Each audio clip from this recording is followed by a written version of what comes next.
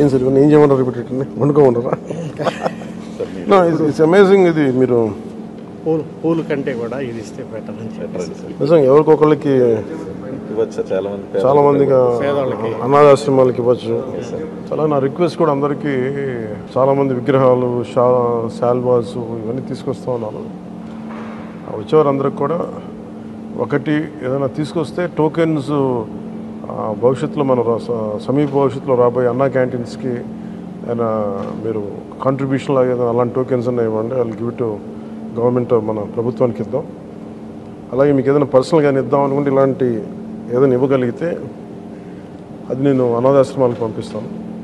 అలా కాకుండా ఈ విగ్రహాలు, శాల్వాలు ఇవన్నీ నిరుపయోగంగా అయిపోతున్నాయి. ఆ విగ్రహాలకు కూడా ఏం చేయాలో తెలియట్లేదు. అందుకని దయచేసి నా విన్నపం, మా MPs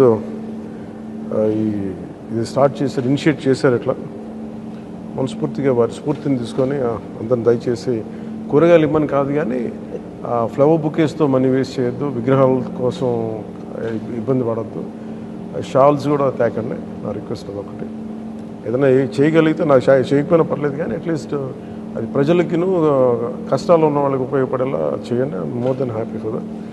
thank you sir, thank you very much.